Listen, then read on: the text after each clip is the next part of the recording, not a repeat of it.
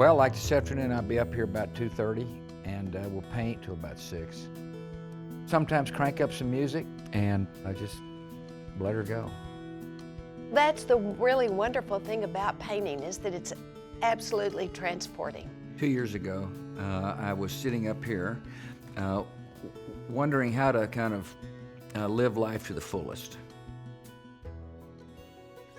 And I read Winston Churchill's essay, Painting as a Pastime, and it inspired me. I had never lifted a brush before, I'd never mixed a paint, so I gave it a whirl.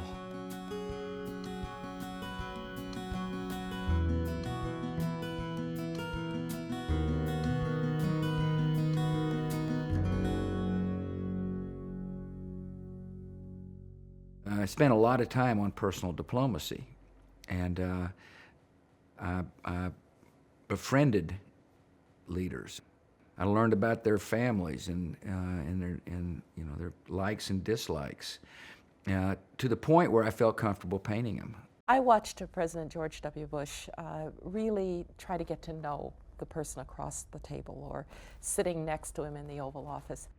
I saw even the most difficult leaders then begin to talk about what mattered to them in a very deeply personal sense. And having then broken the ice, you can go on to the more difficult questions. I watched one of the best at personal diplomacy in my dad. He was amazing about befriending people where there may not be common interests. And I emulated that. Our ranch is very special to Laura and me. And one way to have conducted personal diplomacy was to include leaders into this very special place. One of the great things about personal diplomacy is inviting people to your own home. And people love to come to our ranch. Crown Prince Abdullah had come to the ranch. Crown Prince of Saudi Arabia. There was a difficult moment taking place in the Middle East, and we had a slight difference of opinion about how the situation ought to be handled. And he was threatening to leave, and so before he left, I said, why don't you take a ride with me on the ranch? I knew he loved the land. He's got a farm that's very special to him. And he and I became close. We have a fairly significant age difference, but nevertheless, it was the beginning of a trusting relationship. And I grew to be very fond of the Crown Prince, soon to be king. Painting portraits of my friends and some people who weren't necessarily my friends gave me a sense to convey a feeling I have about them, because I got to know them well during the presidency.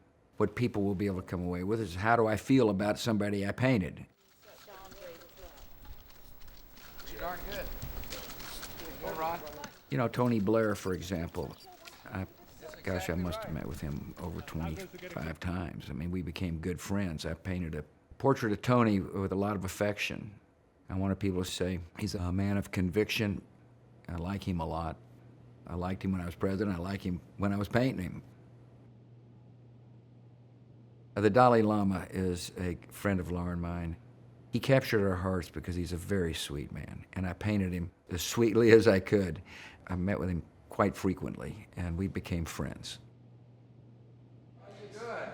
I got to know Maliki well, intentionally, because he was the leader of a new democracy.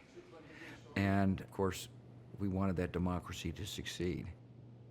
I spent a lot of time talking to Prime Minister Maliki, listening to his concerns. Because I believe in you. We were in Iraq, and we had gathered the tribes that would be the Anbar Awakening, the sheikhs. Mr. Prime Minister, thank you. You could see President Bush being able to bring them together, Mr. President, thank you. asking them, well, tell me about your family. Tell me about your family. And just breaking the ice to the point that they actually could start to talk to each other. It was really a quite remarkable moment. During my presidency, there was a pandemic that was destroying an entire generation of Africans, and I decided that the United States should do something about it. And so I had a chance to work with a lot of African leaders, some of whom I painted. When Ellen Johnson Sirleaf was elected the first woman president of Liberia, I got to go, and Barbara came with me, my daughter, and Dr. Condoleezza Rice, to represent the United States at the inauguration of the first woman president in a country in Africa. They reported back, "You're going to like this woman. She is strong, she's capable," and they were right.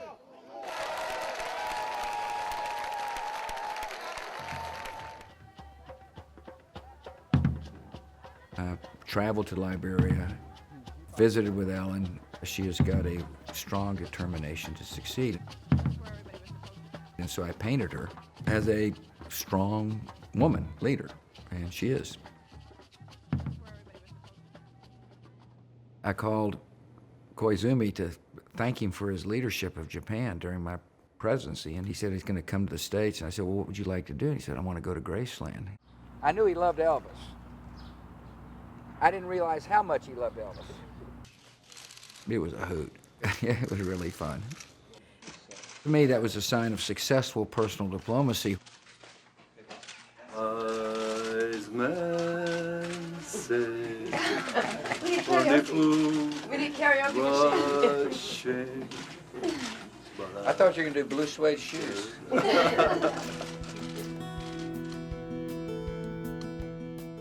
I see things differently, and I'm still learning. I think really what George is teaching everybody is that it's never too late to start Yeah. something new. Yeah, you can teach an old dog new tricks. I expect I'll be painting till I drop, and my last stroke, and I'll be heading into the grave, and I wonder what color it'll be. Anyway, it's been a joyful experience. I fully understand that the signature is worth more than the painting.